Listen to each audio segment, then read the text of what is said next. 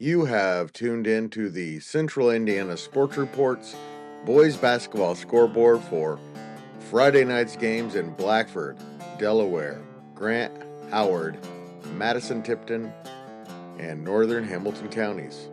Segment 118.1. You're listening to the Central Indiana Sports Report with your host, Greg Mengelt.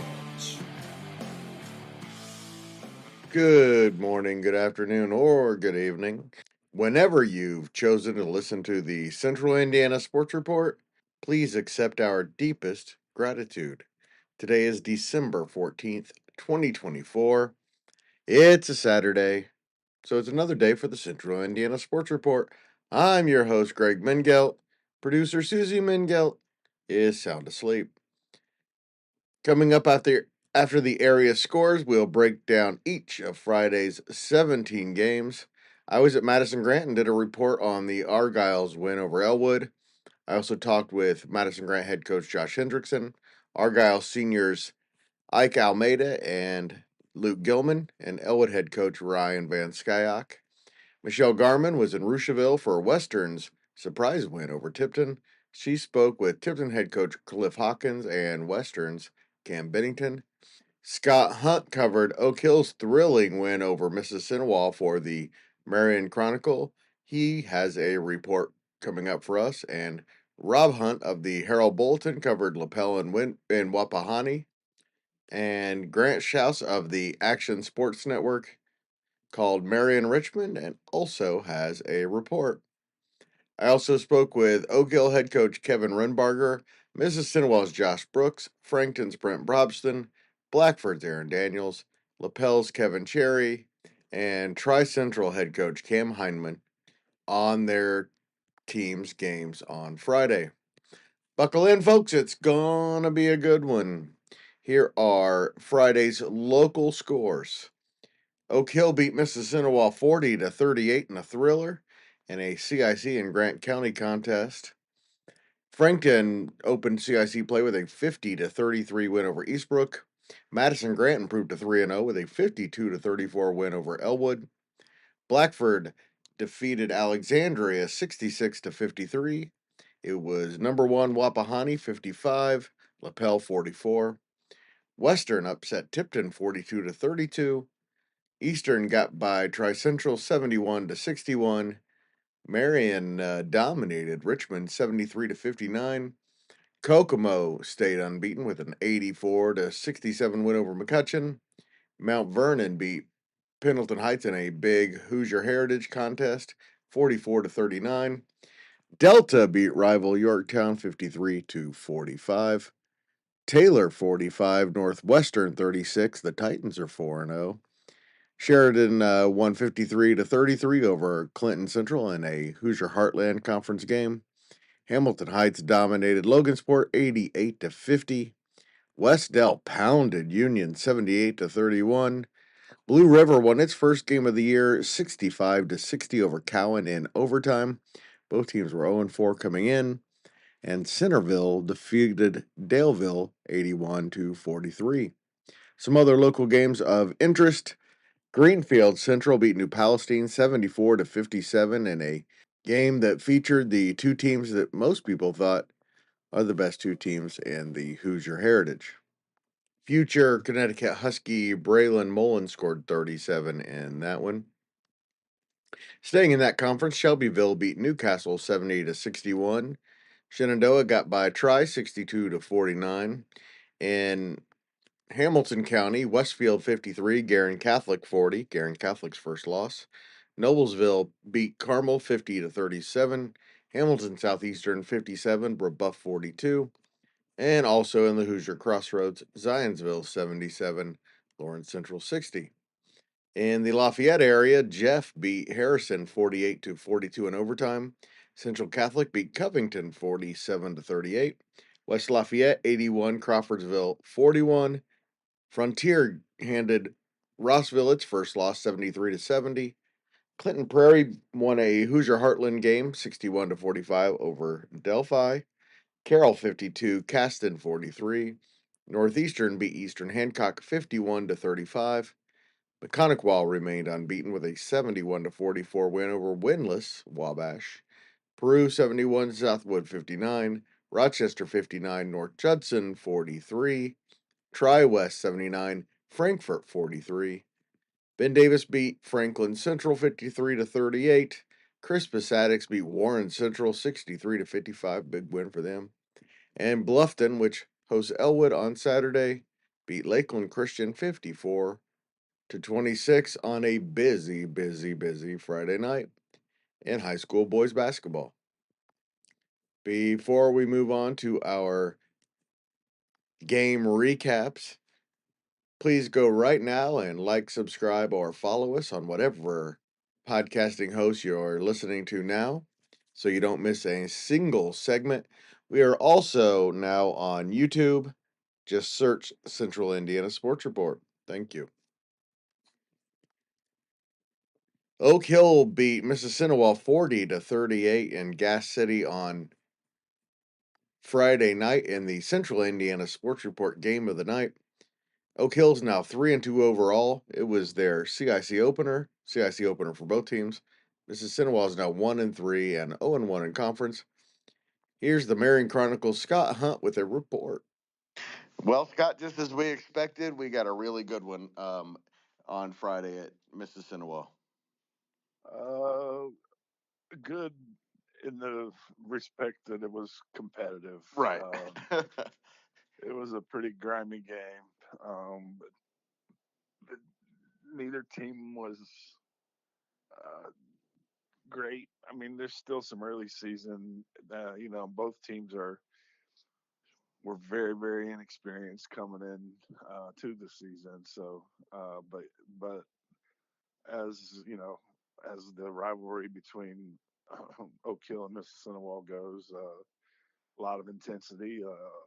Kids, played their butts off and came out to be a 2-point difference in favor of the Golden Eagles. What was the biggest difference, you think?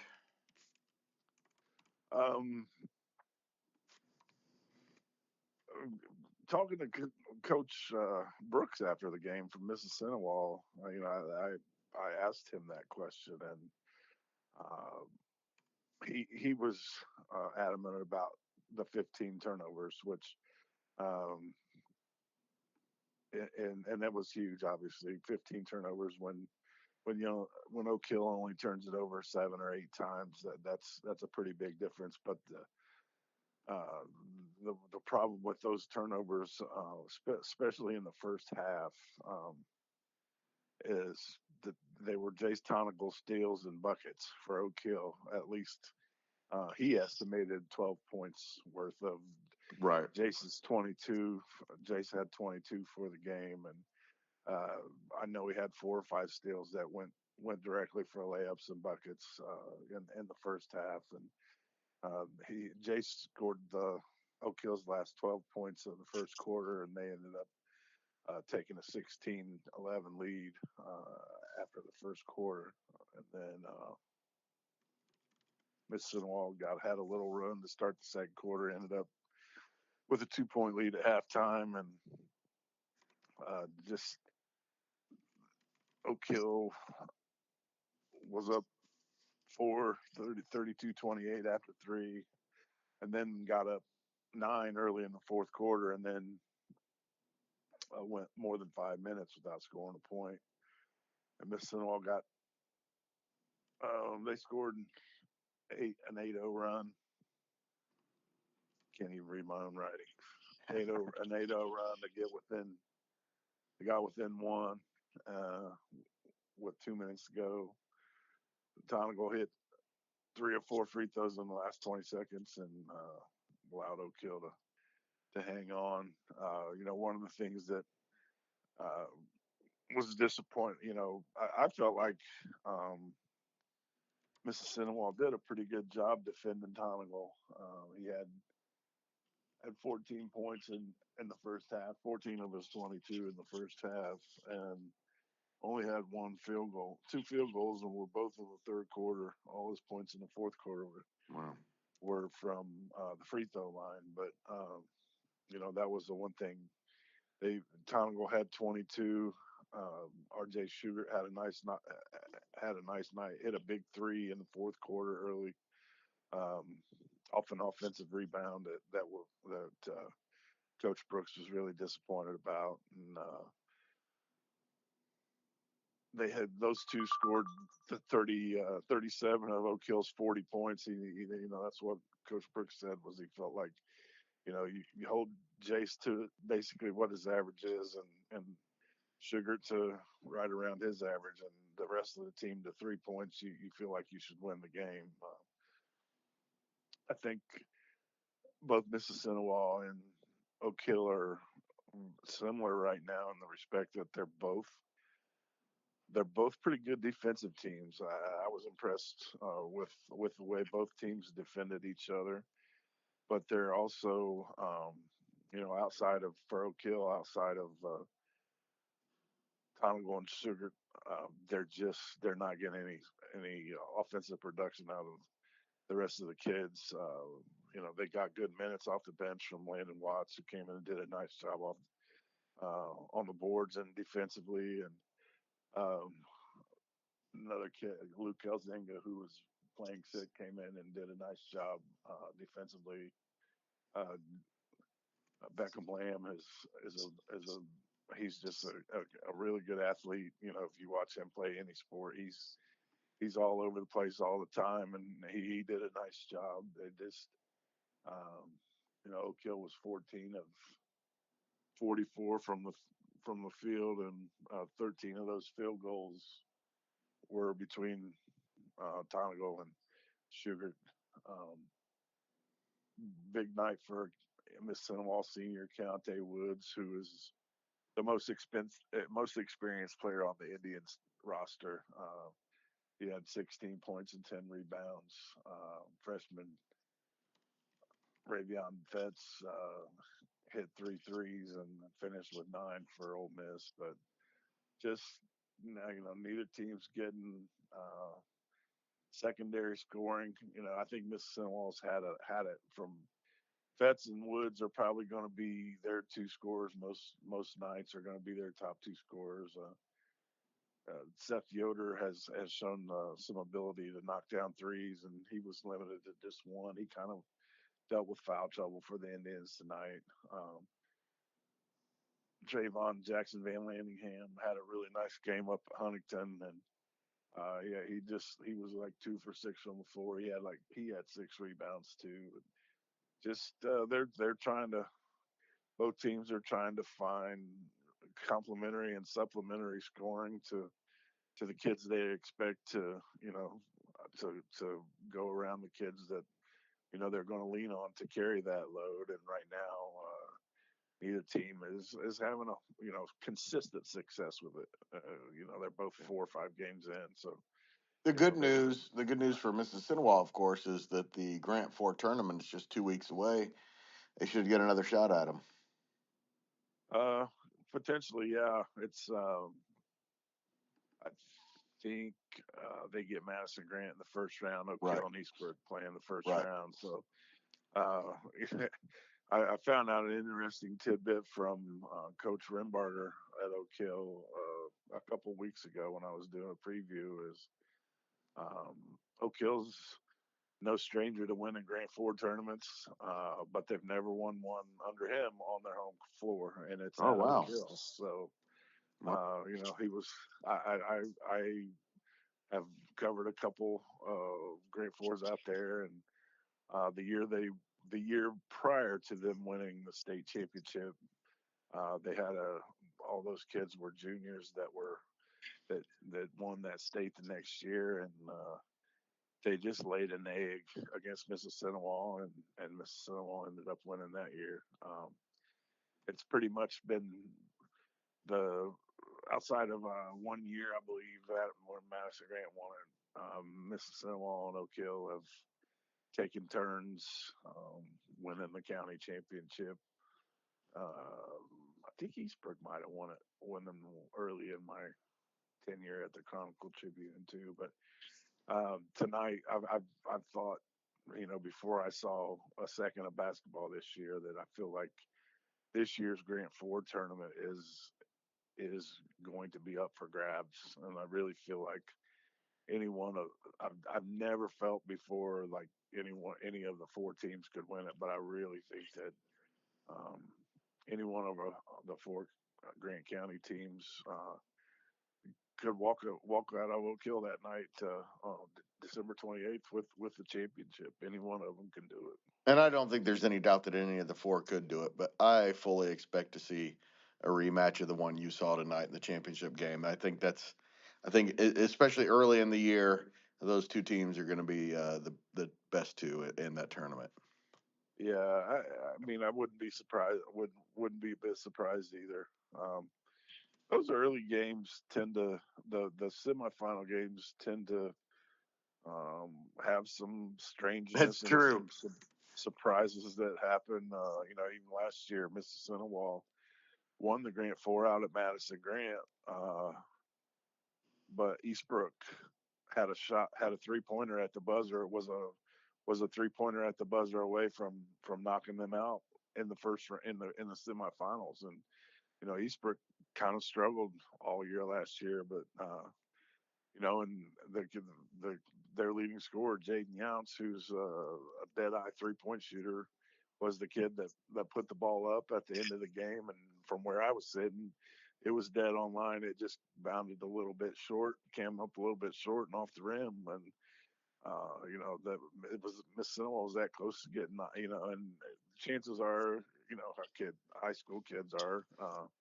Eastbrook was down, and Mississinawa had a lot of a senior laden group that had high expectations for themselves. They may have been looking past, Eastbrook, but for whatever reason, Eastbrook hung in and made plays when they needed to and kept themselves in the game, and almost shocked the Indians, but almost as what they almost as only good in horseshoes and hand grenades or whatever Sure. the old saying.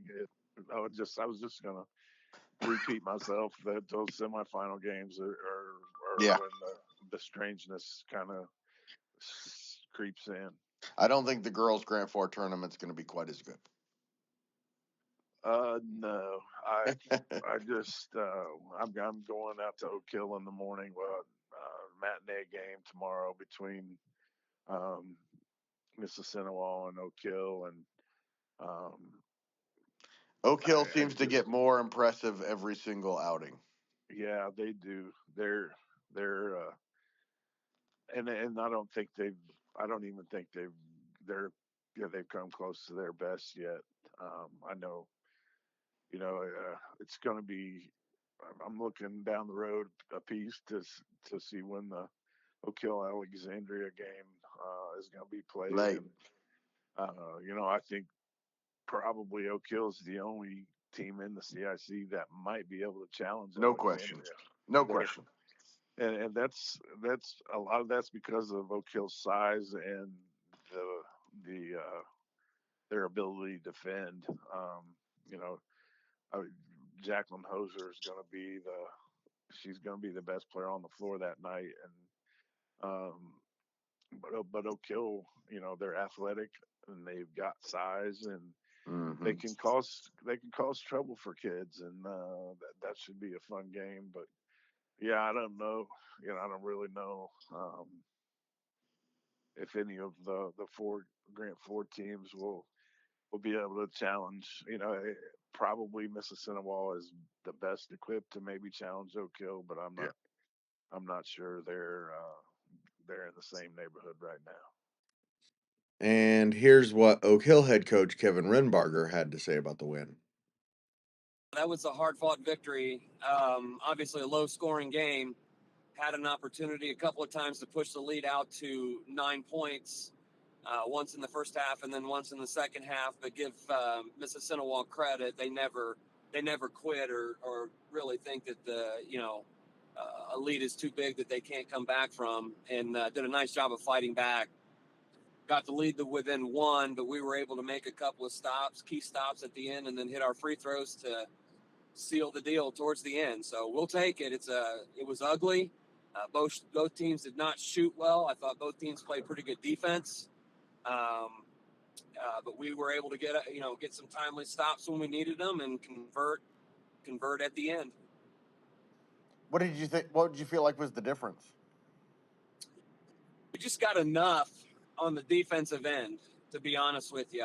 Our defense was a lot better than it was Saturday against Norwell. Jace had 22 points and RJ had 15. We only had one other person score a basket for us, and that was Owen Middlesworth with an and one. So, I think that's a direct result of the first time, RJ and Jace have been in a number of big games last year, but this is the first foray into a cross-county rival. The gym was electric with both student sections tonight. There was a lot on the line, and the rest of our kids struggled to handle it at moments, and so they relied a lot on Jace and RJ. So moving forward, obviously, we hope we get more out of them. But, in the meantime, we were able to get enough stops. We limited them to one shot a lot of times, not every time. And then, again, able to just kind of do what we needed to do at the end to hold on. And a big win to put you right in the middle of the CIC race going forward. Yeah, it's a tough start for us. It always has been, and at least has been for the last couple of years. The, conference has really kind of boiled down in the last 5 or 6, 7 years to Madison-Grant-Elwood, Frankton, or Oak Hill. Right. And so for us to have to, play Madison-Grant-Elwood at Madison-Grant-Elwood and come back and play what I think is a very, very good, obviously well-coached Frankton team, that's kind of a gauntlet to start your CIC play with. So it would have been very difficult if we would have lost this game. As far as we're concerned, the only way you're going to, kind of control your own destiny is to win out and try to win every basketball game. We can't rely on help from anyone else. And so this puts us in a position to continue to talk about that. Yeah, beating good teams on the road, that's always special. It is, especially when it's a cross-county rival. Right. It obviously helps your kids grow up a little bit. Yeah, anytime you beat Madison-Grant-Elwood. And now you got to turn around and do it back-to-back nights for the first time this season. What are you hoping to see tomorrow night against Mechanic-Wa? That's a really good question. We always kind of struggle and come out flat with this one, and that's obviously what I'm hoping not to see. We put so much into this particular game because of the magnitude of the game. Mechanic-Wa is going to get the ball out of the net. They're going to run it up the floor. They're going to turn around and press you 100% of the time. It's a track meet, and tonight was an absolute war. Jace played 32 minutes tonight, and RJ played 30, and so we're getting a lot of fluids in those guys, a lot of electrolytes, getting them to bed early, and be ready for a track meet. The game should be fun. We like the game up and down as well, and so it should be fun. But we've got to make sure that we take care of our bodies between now and then. Oak Hill hosts 2-0 Mechanic-Wa Saturday. Mechanic-Wa beat Wabash 71-44 Friday, led by senior star Josiah Ball, one of the state's leading scorers. Mississinawa has another big CIC game Friday at home against Madison-Grant, the lone remaining unbeaten team in the Central Indiana Conference. Indians head coach Josh Brooks said Friday's win was a great game if you love defense. Just back and forth and everything that you would anticipate a big CIC Grant County game to be, full of a lot of defense. So if you like scoring, maybe not your cup of tea.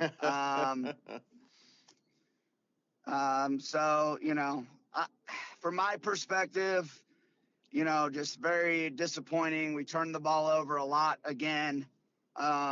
And not even against their pressure per se, but turned it over probably too many times in a 2-point game. Turned it over, I think, 15, which is too many, which led to like 12 points for Jace Tonigal, I believe. And, then he had another 10 in the half court. So he scores 22, and then Schugert scores another 14, I think.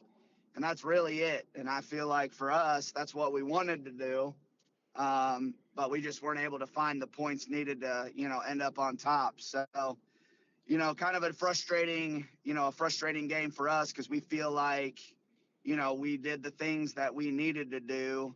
came up short offensively. All right. Well, now you get to put that one behind you. Next weekend, you have your first double weekend. What are you looking forward to between now and then, seeing your team improve during the week of practice?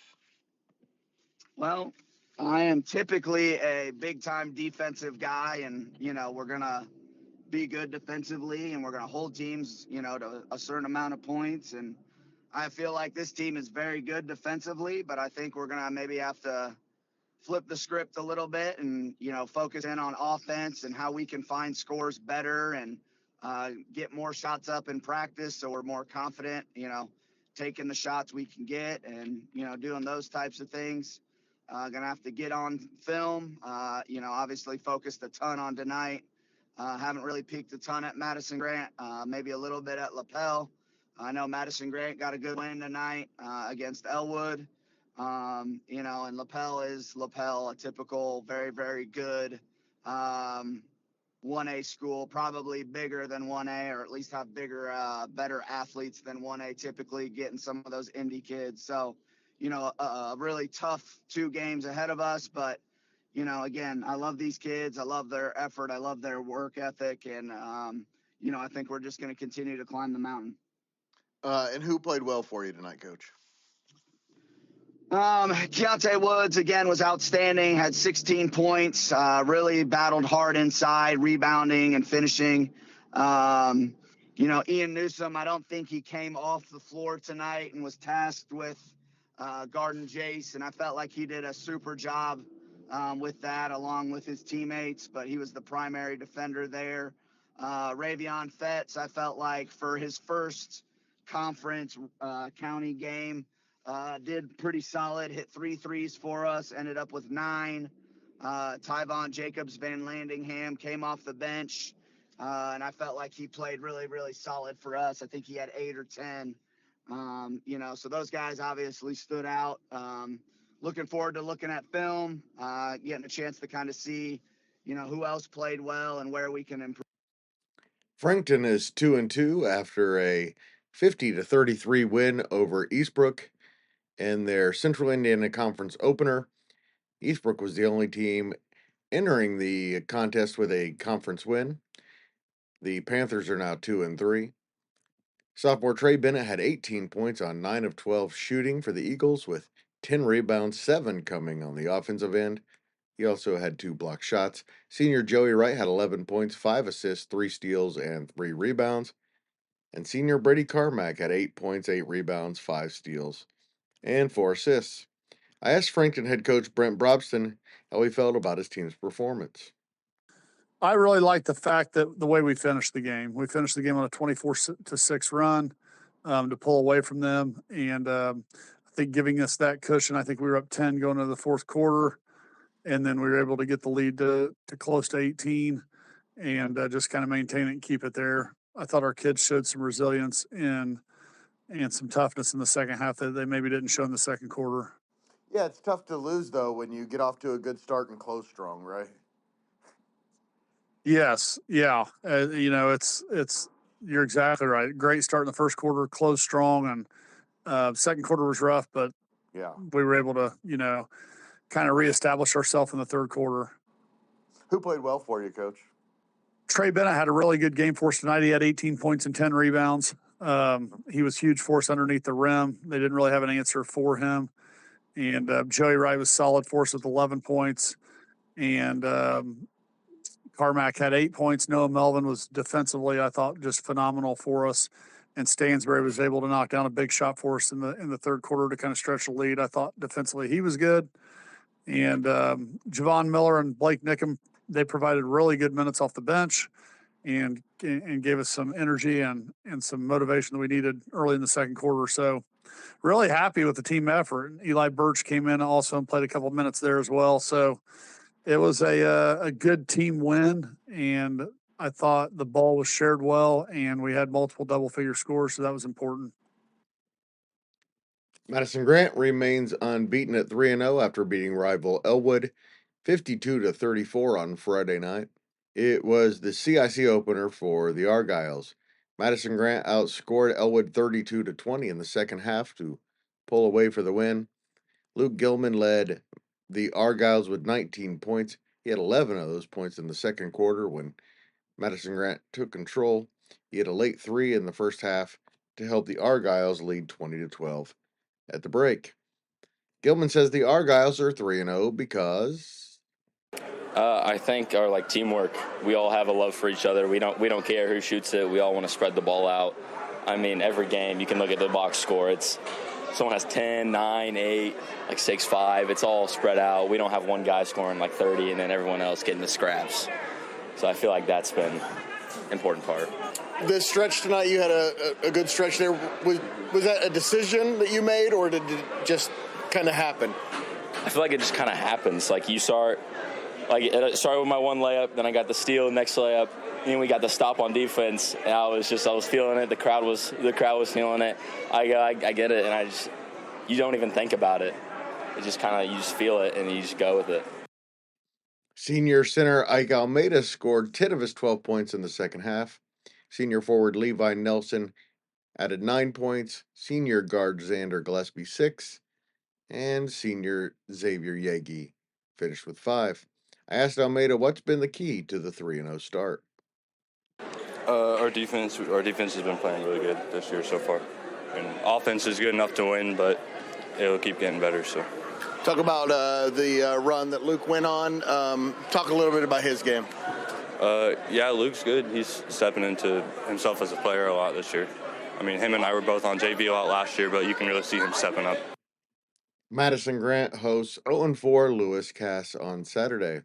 I listened in on Elijah Poe's conversation with Madison-Grant head coach Josh Hendrickson, with both of their permission, of course.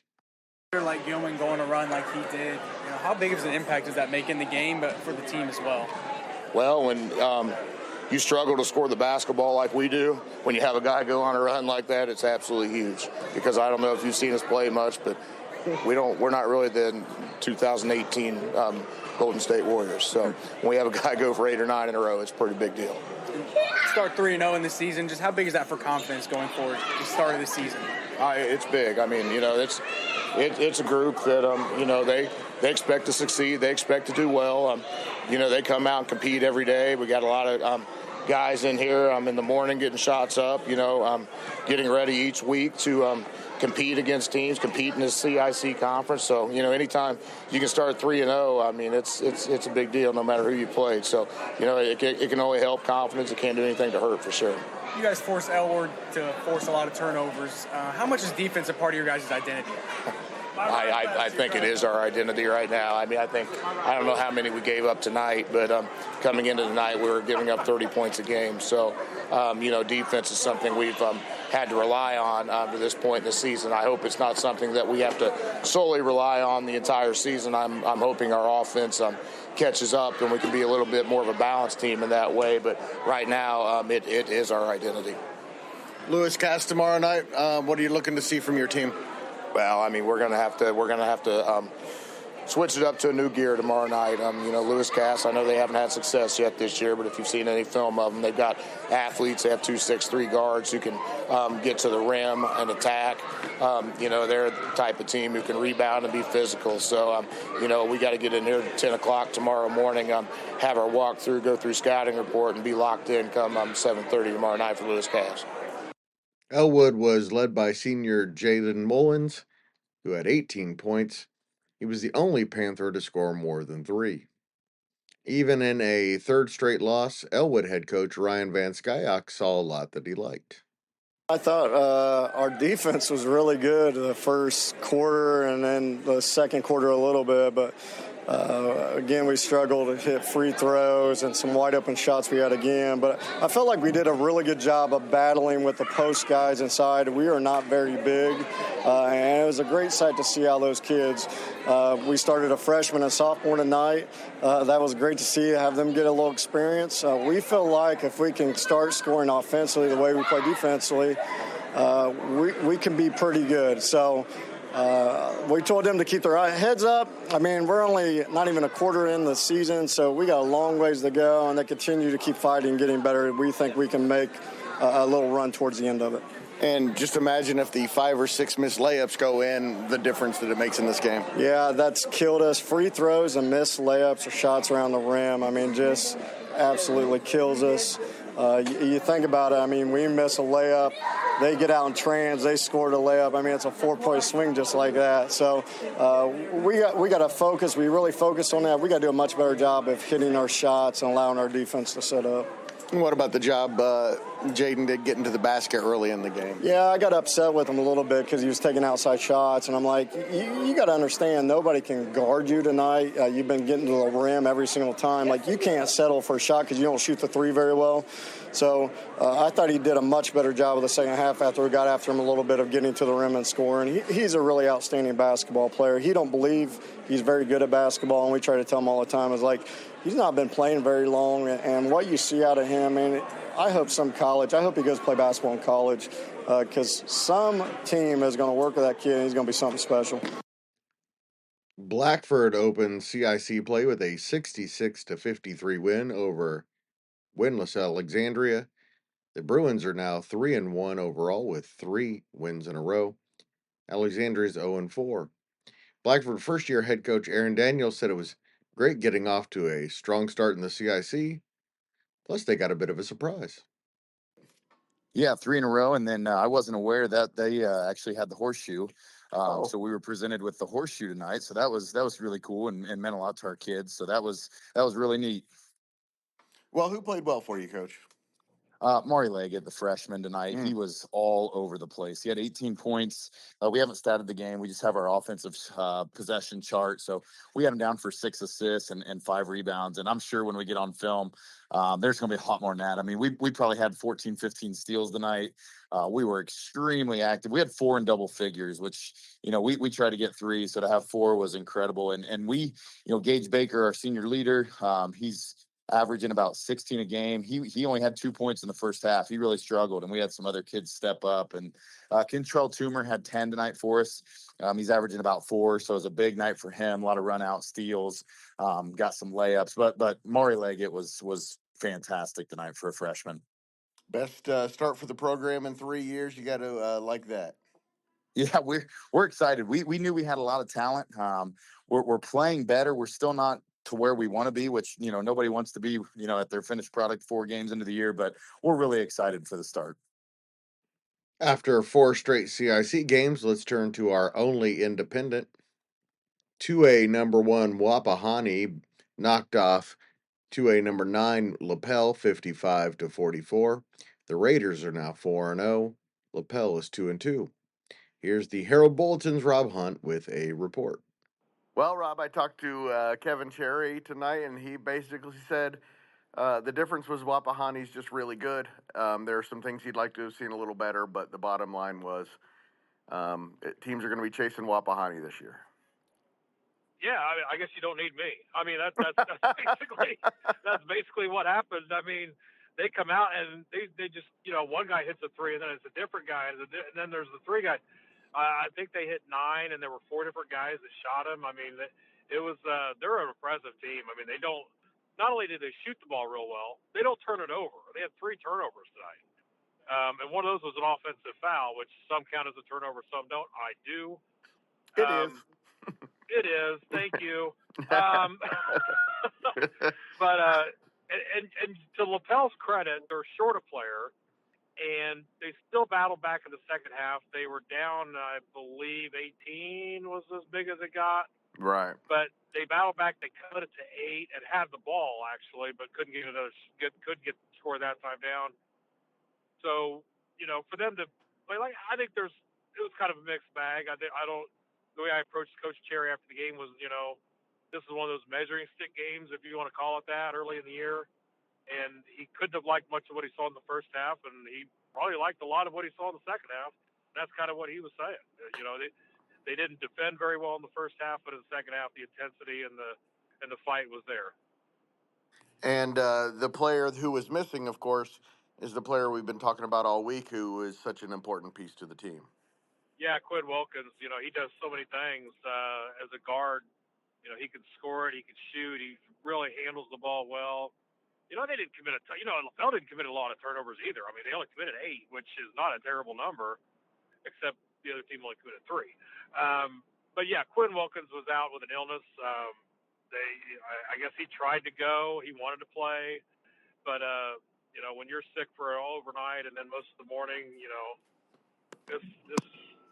it's a big game, but at the same time, it's still December. I mean, you want him to be healthy later in the year, and you don't want to risk anything by getting the rest of the team sick or anything like that. So he stayed home, and would it have made the difference, win or loss? Can't say that. It might help, but Owen Garber gets his first varsity start. He played well in his place. Right. He hit a bucket, grabbed some rebounds, had a couple assists. So, his absence didn't cost him the game, I don't think, by any stretch, but it might have made it a little more interesting. And Coach Cherry said the way his team played in the second half gives him no concern about turning around and playing tomorrow at 2:00. Right. They go over to get to play at the field house tomorrow over Muncie against Burris. A different level of competition. Yes. But it's still it would be a nice atmosphere there at the field house. Get to play in that venue. They've got that, and then they come around next week with back-to-back weekend home games, Monroe Central and Mississippi, and neither one of those are going to be easy. So, I think he's right. I think they saw some things they want to work on, but they saw some things they liked. Brody Judge, I spoke with him after the game. He was honored prior to the game for his 1,000th point he scored last week. He said, he has no worries about this team. He's confident. He knows they've got some things to clean up, but they'll be good by the end of the year. And that's exactly what it sounds like. Thanks so much, Rob. Appreciate your time as always. Yeah, absolutely. Can I throw in one more thing? I'm Sure. sure you guys have already talked about it. Can we give a round of applause or something for Courtney Licklider and the Elwood Lady Panthers tonight? It's been a hard climb back for that program, basically since the passing of Craig Brunnemer, who I believe is a friend of both of ours. Yes. And the last time they won a conference game was 2018. He was coaching at the time. He passed away a couple years later, but they break through tonight, get a big win. And I know Madison-Grant's struggling, and Jace Martin's a nice guy. He's a great guy coaching for them, but they're going to struggle. But hats off to Elwood, breaking through and getting that conference win. I should have counted up the number. They probably don't want to know how many losses it had been in a row, but certainly it's been a long time since they got a win. So hats off to those ladies for getting it done tonight. Yeah, and 8 wins already. How about that? It is great to be an Elwood Panther. Wapahani is at 3-2 Hagerstown on Saturday for the first of 3 back-to-back weekends. Lapel has a super quick turnaround. The Bulldogs face winless Burris at Saturday's Muncie Fieldhouse Classic. That game starts at 2. I will be there with a report, assuming I'm able to get up early enough to get out there after a long, long Friday night after coming off being sick for a couple of days. I also hope to meet Coach Cherry, who's been nice enough to join us a few times in the last few days. His number one impression of the game was that Wapahani was just really good. Yeah, they are everything as advertised. Extremely well coached. Guys play hard. They shot the ball at a very high level tonight, and got on us early, and we responded in the second half. It was just a little too much to overcome ultimately. Yeah, and it looks like Camden Bell's really turned into a go-to scorer for them. Yeah, he had 18 tonight for them, and he scores it. He shoots a 3 really well with great range, and then in ball screen action, he puts a lot of pressure on the basket, and so if you trap that or try to hard hedge that, they have other shooters too, and he typically finds the open man if you try to double team him. So he's a difficult guard for sure. So it looks like Brody Judge played well. Anybody else stand out for you tonight, Coach? Well, Quinn Wilkins was out due to an illness tonight, and so Owen Garber, sophomore for us, got his first start tonight. And I thought he was just solid. For a sophomore to step in and starting his first game in an atmosphere like that tonight, I thought he handled that moment really well. Bodie Judge draws so much attention. He ended up with 7, but he also had 9 rebounds. We had him for 9 rebounds, and we out-rebounded them. And we thought coming into the game, if that was a category we could win that stat, then we may have a great chance to pull off an upset. And we did win that stat, but we didn't. And I think part of that too is we only got to the foul line 4 times, and we got to do a little bit better job of being able to attack the basket and getting fouled and get to the foul line to get easy baskets. Again, to pull off that type of an upset. Quick turnaround on Saturday. It's not an easy thing to do, to go back-to-back nights, much less come back at 2:00 in the afternoon. Yeah, it'll be interesting. But I think we're going to be okay. And here's why I say that. Not anything to do with anybody who we play or anything like that, but we're down 32-16 at halftime, and our guys could have certainly have folded and kind of chalked it up, but we come out and we actually win the second half, 28-23. And what that tells me is we've got a locker room full of kids that want to fight, kids that want to win. And so I expect us to be ready to play tomorrow, and we'll have to play well, and we got to play to our standard and all those types of things. But I think our guys want to get back out and play right away. Western won its 4th game in a row and its biggest one yet, taking down Class 2A number 6 Tipton 42-32 in the upset of the night. Western is now 4-1 overall. It was their Hoosier Conference opener. Tipton is 2-1 and 0-1 in the conference. Western was led by freshman guard Eli Mast, who had another big game with 11 points. Junior Carter Biggs added 10. Here's Michelle Garmon with a report.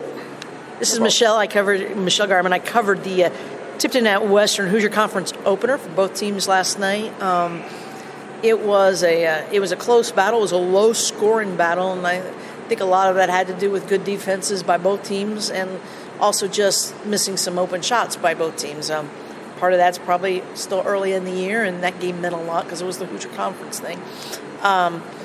Tipton led 10-3 early in the first quarter, and then Western closed out on a 7-2 run to pull within 12-10. At the end of the quarter, Western then took the lead and took a lead 19-18 into halftime, and Tipton could just never. Western went on little runs, and Tipton would close it, but then Western always answered. And kudos to Coach Cameron Bennington at Western and his team. 4 wins in a row. Yeah, and they're well coached, and they listen to him, and they play well. I know he was really thrilled with the win after, thrilled with the way his kids executed the game plan, and they did. They executed it very well. They ran their sets very well. Tipton's still young, and they've got a lot of young kids still trying to work their way into a rhythm, an offensive rhythm. And, they're going to struggle offensively early this year. I think people that are looking for maybe some of the point totals that the Blue Devils put up a year ago offensively, they're not there. Nolan Swan is gone. And when you take a sniper, and that's what Nolan Swan was, he was a sniper because he could hit from 25 feet. You had to get out on him. And when you have to get out on a player like that, it opens up driving lanes. And right now, Tipton doesn't have another Nolan Swan that can stretch you that far. And Grady Carpenter is capable of hitting from deep. He's just struggling from deep right now. And he's actually playing better if they flash him into the high post. And a lot of that is because of his court awareness and passing ability. But I give Western a lot of credit because I thought they did a good defensive job on Grady last night. And Western's they have a lot of pieces too. And they really play well together, and they move the ball well. And their little freshman, he's probably 5'5", 5'6", if that tall. But he's got a good head on his shoulders, and it's like he knows his size. He's aware, and he doesn't try to do things he cannot do. But he's going to be good, and he's going to be a nice extension, I think, of Coach Bennington on the floor. Great win for Western early in the year. For the Blue Devils, it's a tough loss because it's a conference loss. But right now, every game is a learning experience, and Tipton would much rather be playing their best ball towards the end of the year. And to be honest, I think Coach Hawkins has been around a long time, and he understands that building this team and learning is going to go on through Christmas, and come January is when you want to see them really start clicking. So here's Michelle Garmon of the Tipton Tribune with Western head coach Cam Bennington, the reigning Central Indiana Sports Report Coach of the Week, who's definitely now in the running to win it in back-to-back weeks. Cam, nice win for the Panthers tonight, and I thought you guys executed very well, especially there in the second half. Yeah, I'm really proud of our kids, and you're exactly right. And, we had a game plan. We thought it was a pretty good one, but at the end of the day, and I kind of alluded to this the last time we talked, it's up to the kids to execute the game plan, and they did that at a really, really high level tonight. And Tipton's a really good team. Like, it's not like we just snuck out a win against an average team. Like, they are a really good team with some really good players, and that's just kudos to our kids for executing what we asked them to. And every time it felt like Tipton was trying to make a run or throw a punch to get back into the game, we took it in stride and just stayed true to our game plan, and really, really proud of our kids. Well, and you answered with big shots. That run there at the end of the third quarter with the lane with the buzzer, I thought that really was nice. I know Tipton, and then as soon as Tipton got within 3 there in the fourth quarter, you guys your kids were like boom and just controlled the final. Yeah, and the end of the third quarter, we were trying to hold for one shot, and then we ended up taking a quick shot, and then Tipton had a chance and thought they were going to get the last shot, and then ball bounced the right way, and we got the last bucket there. But like you said, Tipton came out firing in the fourth quarter, made their run, got back into it. But like you said, it's just a testament to our kids and the fortitude and the mental toughness they had tonight to every time we got knocked down to stand back up and stay true to the game plan and what we were trying to accomplish defensively. And offensively, we did some nice things. Tipton had a great game plan defensively too. We struggled to score, but really we won this game with our defense, and we've kind of done that the last couple games. We're kind of becoming a team with a strong defensive identity, and the next step is probably to get our offense to catch up to the defensive side of the ball. Now, tomorrow you get to go to Rossville. Are you interested to see how your kids come back after a big conference win? Because you had that emotional high, and how do they come back out road trip ready to play? Yeah, absolutely. And Russell's a tough place to play. It's a smaller gym, and they got a fan base that loves basketball, and they pack that place. And I don't know how they did tonight, but they were 4-0 coming into tonight, and I think they were expected to win tonight. So if that happens, they're going to be 5-0, feeling really, really good and getting to play us, and they're going to be just as excited to play us as we were excited to play tonight. So I'm excited to see how we respond. I thought last weekend we had a big win on Friday night, and we didn't respond well. And the score is one thing, but I thought the way we played wasn't great on Saturday. And I told him, I said, that's not going to be good enough this week. Rossville's good enough to beat us, and a competitive team with some really nice players. So we're going to have to be ready to play tomorrow night. It's a tough weekend for us, but step one's complete, and now we'll go out to step 2 tomorrow. The Panthers will look to make it 5 straight, their longest winning streak since December and January of 2022 and 2023. At Class A number 6 Rossville Saturday night, the Hornets took their first loss Friday, 73-70 at home against Frontier. For Tipton, senior Grady Carpenter had 11.6 rebounds and 4 assists. Here's Michelle Garmon's conversation with Tipton head coach Cliff Hawkins following the game. Coach, a tough one. I mean, you had a couple stretches where you played well, had some stretches where shots didn't go down, but then kind of there at the end, critical times, too many turnovers. Yeah, but we just don't have a consistency of where we can score from. We need outside shooting. We need a free throw line threat. We need a guy behind the defense stepping in and making power shots by the rim. And we just have to go to work on that and see if we can do something with that. Some of these guys, they want to play varsity basketball, but you have to be able to perform, and we just have to keep working with them. We said this team would have a lot of learning lessons, and I think this one is a real learning lesson for us, because it was a winnable game. We could have, when it was just 1 at the half, we try to make adjustments, but we can't have Grady pass it to himself, run to the middle, run to the baseline, pass it to himself. We've got to have better recognition, and so we do have a little bit of work to do, but and it comes at us so fast because we got to play at 4:00 tomorrow and then Muncie on Tuesday. So we got to find a way we can play here in the next few days. Are you kind of anxious to see how the team responds tomorrow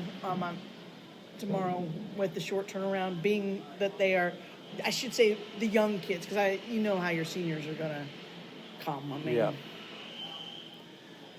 I'm looking forward to that. And I think we just need to get doing that in practice, and that'll help us a lot. Hamilton Heights is 3-2 after an easy 88-50 win over Logansport.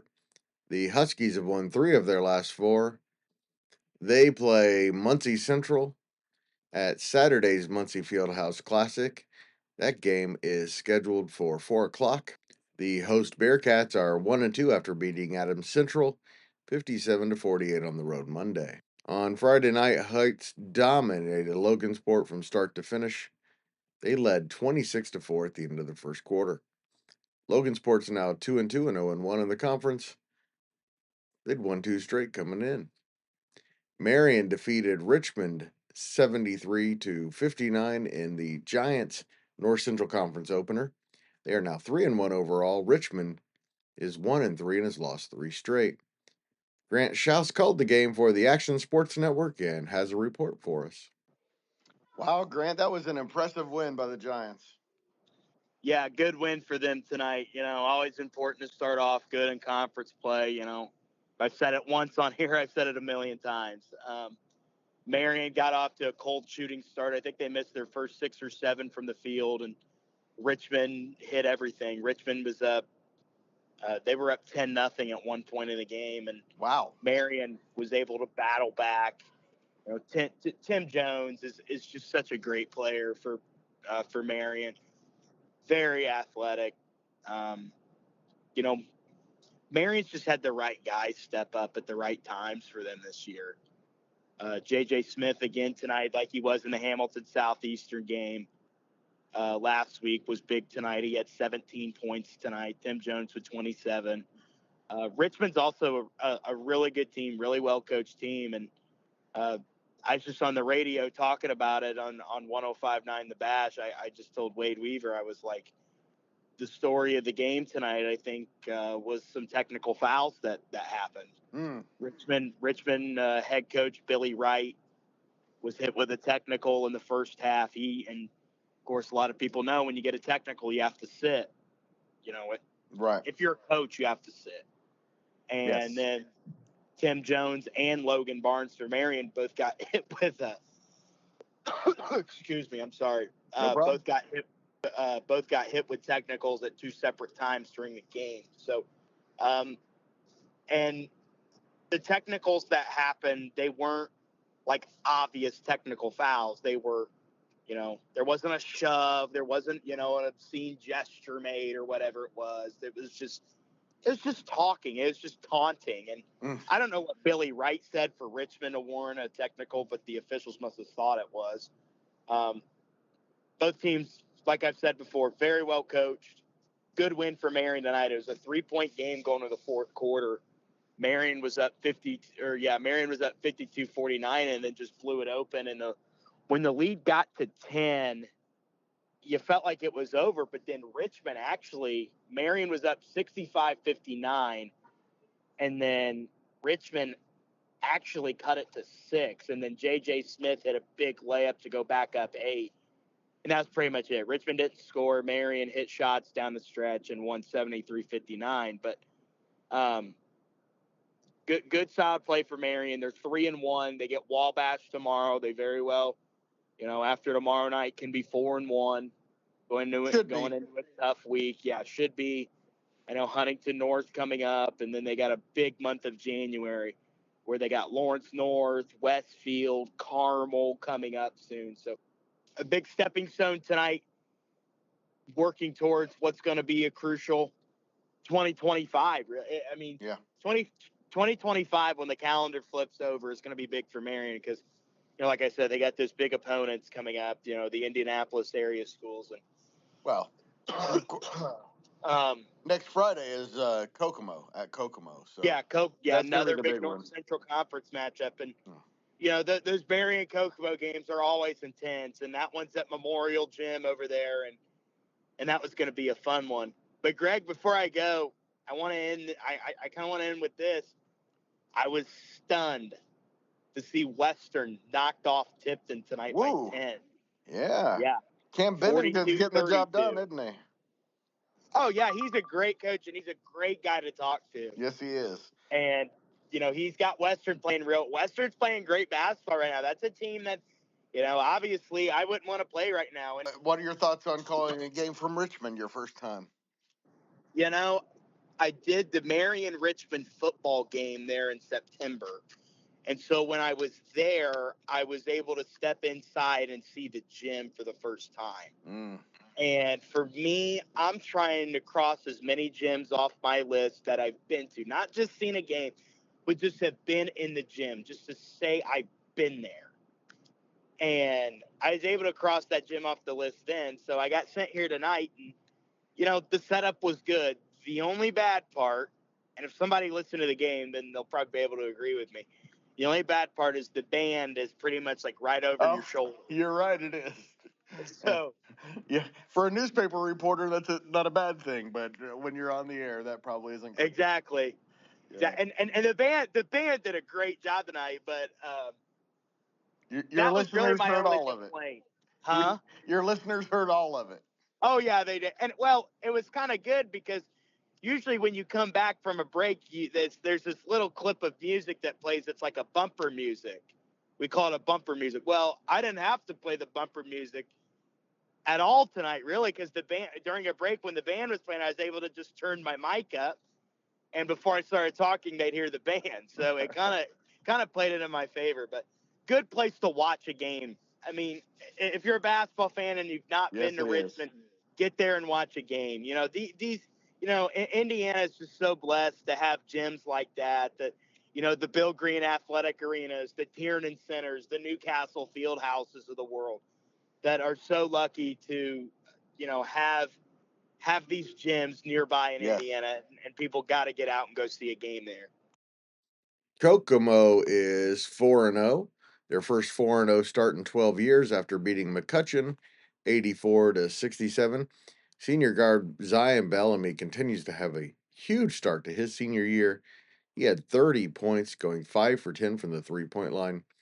Senior guard Davion Young had 21 points, and senior Max Fewerly contributed 10 points, 11 rebounds, 6 assists, and 5 steals. The Wildcats host Lebanon on Saturday. Lebanon beat Western Boone 52-22 on Friday to improve to 3-1. McCutcheon is 3-2 after starting the season 3-0 and reaching the Lafayette City Championship. Sophomore guard Brady Baker had 22 and senior Brody Reiki 21 in the loss. Eastern defeated Tri-Central 71-61 in both teams' Hoosier Heartland Conference opener. Eastern junior Colton Lindsay went for 41 points in the win. Tri-Central is now 1-2 overall. Senior Drake Ramsier, 19 points and 5 rebounds. Junior Jay Jankoviak, 15 points and 10 boards in the loss. Also for the Trojans, junior Logan Sargent had 12. Tri-Central head coach Cam Hindman said he thought his team played pretty well. They just couldn't stop Colton Lindsay. There's not a whole lot to say. We had what we thought was going to be a decent game plan. We were running fresh legs in about every 2 to 3 minutes on him, and he was tough to control tonight. I thought they did a good job, more so defensive. I know Lindsay had a really good game, but I thought Eastern won the game based off of their defense, and they really got in our guards' head, and our guards didn't respond well to it. Saying that, we had guards that scored well, but there were a lot of intangibles that our guards struggled with, and all I can do is credit Eastern's defense with that. I thought they had a pretty good game plan. I don't think it was a lot different than the game plan they've had in the last 2 games that they've played. But it worked well, and we struggled a little bit moving the ball offensively. We couldn't penetrate the top of their zone very well, and we couldn't make better use of our interior players tonight, which I thought that was kind of an opportunity that we missed. But now credit to the Lindsay kid. He dropped 41 on us, and he was good every single quarter. His least productive quarter rather was the second, and he had 6 in that quarter. So that's just he was the man tonight. And for your team, Ramsey, 19 points and 5 rebounds. Jankoviak 15 and 10, and Sargent scored 12. Anything that you did that you felt like you improved from your last time out? Yeah, and it's hard. It's hard to say after a game like this where we've improved. Obviously, our offensive production improved a lot, and it. One of the bummers here is to score 62 points. We had 3 guys in double figures and lost the game, and that's kind of the stinger on a game like this. But no, I thought we got some scoring out of guys that we haven't gotten scoring out of before. Tanner England had 4 points. We got Logan Yance back playing tonight, and Yance had 7. I'll mention we put in freshman guard for the fourth quarter, Cooper Leininger, and Cooper came in and did a lot of really good things for us. He finally was able to penetrate the seams of the top of their zone. He hit a 3-pointer, so he was pretty excited about that. So there's his first varsity points came from the 3-point line. So everybody had smiles for that. But yeah, I think the improvement obviously is we scored the ball much better, and more so like we can score the ball versus the last couple of games. And really defensively, we didn't do a terrible job everywhere else. We just couldn't control the Lindsay kid, and when he would get in the paint, we didn't help over. We didn't have guys in the gaps, and either he scored or he was able to kick out to open guys that we didn't get closed out on fast enough. So just a couple of negatives either way, and we fixed those, and it can be a little bit of a different game. The good news, of course, is you get to come back and do it all again tomorrow. Hit the road again at Alexandria. What are you hoping to see from your team on Saturday? Well, to be able to control the game for one. I think Alexandria can be a little bit of a dangerous team. They're hungry. I don't know if they won tonight or not, but I know they were 0-4 before that. So they did not. No, they're okay, 0-4 now. 0-4 now. Okay, so they're very hungry, and this is their first game on their floor, and as we talked about the other day, it's a brand new floor, so there's some things for them to be excited about. Absolutely. And quite frankly, they should be looking at us as this is a possibility for them to get that 0 knocked off of the winning side for them. So.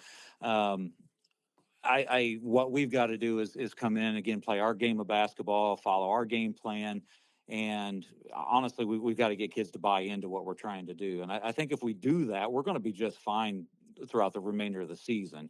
I think we're just kind of struggling to find an identity right now, and as soon as we do, we'll be okay. Both teams are back in action Saturday. Eastern hosts 3-1 Southwood, which took its first loss 71-59 against Peru on Friday.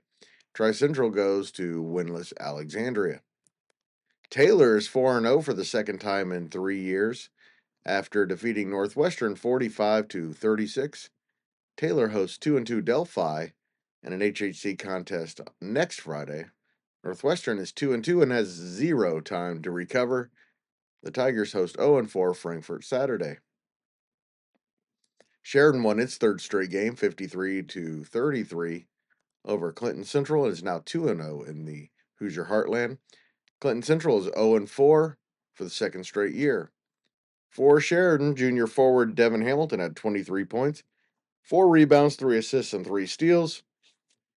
Senior guard Caleb Bright, 15 points, 6 assists, 6 rebounds, and 5 steals. Sophomore Trey Page had 2 points, 7 points, and 2 steals. Sheridan hosts Eastern in another crucial HHC contest on Friday. Mount Vernon beat Pendleton Heights 44-39. Pendleton is 1-4 for the third straight season. It was the Arabians' Hoosier Heritage opener. Pendleton was led by Cooper Sims, who had 11 points, and Hayden Fox, who had 9. The Arabians go to Noblesville to face Class 3A, number 3 Garmon Catholic on Tuesday. Mount Vernon is 4-1 and 2-0 in the conference after their 6th straight win over Pendleton. Junior guard Luke Ertl, 21 points. The Marauders are at 4A, number 11, and unbeaten Anderson on Tuesday. Delta beat rival Yorktown once again. The Eagles are now 3-1 overall and 1-0 in the Hoosier Heritage Conference. The Eagles had a 9-rebound advantage in the win. Yorktown is now 3-1 overall and 0-1 in the conference. The Tigers had 13 turnovers, 5 of which came in a critical fourth quarter. Delta had just 4 turnovers in the entire game. Senior forward Jordan Fernie had 19 points to lead Delta. Junior guard Lucas Bragg had 12. Senior forward Bronson Edwards, 11. Delta faces Tipton at 4 o'clock at the Muncie Fieldhouse on Saturday. Yorktown got 14 points from senior Austin Cates. Junior forward Connor Roway had all 12 of his points in the fourth quarter on 4 3-pointers. 2 of the Tigers' top 3 scorers, Jabin Barnes and Efren Doherty, were both held to 4 points. Yorktown faces 4-1 Garmon Catholic at 8 o'clock at Muncie Central on Saturday. West Del blew out Union 78-31. The Warriors are now 3-1 overall and 1-1 in the Mid-Eastern Conference. They face Monroe Central at the Fieldhouse in about 5 minutes. Actually, noon Saturday, the first of 5 games at the Fieldhouse. West Del had 24-4 at the end of the first and 57-15 at the half. Blue River Valley beat Cowan 65-60 in overtime in a game that featured 2 teams that were 0-4 coming in. Cowan's now 0-5 and 0-2 in the Mid-Eastern. They led 41-28 through 3 quarters. They go to 4-1 try on Friday. Blue River is now 1-4. Centerville beat Daleville 81-43. Daleville is now 0-3 and hosts 1-3 Eastern Hancock in the Mid-Eastern Conference contest on Saturday. The Broncos are 0-2 in conference play. Eastern Hancock is 1-0 and 0-3 in all of their other games. Centerville is now 3-2. It appears to be quite legit. Before we go to the Central Indiana Sports Report Player of the Night and then a very brief Saturday preview, I know while you've been listening to this podcast, you've been thinking, I know somebody who would really like this podcast. Please do us a huge favor and share this segment with them now. The Central Indiana Sports Report Boys Basketball Player of the Night for Friday, December 13th is Eastern junior guard Colton Lindsay, who put up 41 points in the Comets' 71-61 Hoosier Heartland Conference win in Greentown. All right, to Saturday's games. Let me go through the schedule for the Muncie Fieldhouse Classic. First at noon, 2-1 Monroe Central against 3-1 West Del in a good Mid-Eastern Conference game. At 2 o'clock is 2-2 Lapel against 0-4 Burris. At 4 is 3-1 Delta against 2-1 Tipton, probably the best game of the night. 3-2 Hamilton Heights takes on the host Bearcats, which is 1-2 at 6 o'clock. And then at 8 is 3-1 Yorktown against 4-1 Garmon Catholic. That should be a good one, too. At 3 o'clock in the afternoon, 1-4 Elwood goes to 2-1 Bluffton, where Ryan Van Skyok will take on his mentor, Craig Teagle. And here are the rest of Saturday's games. We've mentioned almost all of them already, hence the very short previews. By the way, the rest of these games start approximately at 7:30. 1-2 Tri-Central is at 0-4 Alexandria. 0-4 Cass visits 3-0 Madison-Grant. 3-2 Oak Hill hosts unbeaten Mechaniqua. Unbeaten Anderson is the only team that plays Saturday that did not play on Friday night locally. They host 3-2 Northrop. Marion hosts 0-5 Wabash. The Giants are 3-1. 3-1 Lebanon goes to 4-0 Kokomo. 4-1 Western is on fire and goes to 4-1 Rossville. Southwood is 3-1 and goes to Eastern, which improved to 2-1 on Friday. Winless Frankfort visits 2-2 Northwestern, which started 2-0 and has lost 2 in a row. 1-3 Eastern Hancock faces 0-3 Daleville in a Mid-Eastern Conference game. And 4-0 Wapahani, the number 1 team in Class 2A, visits 3-2 Hagerstown. And now you know everything we know about the Central Indiana Sports Report. Night, y'all.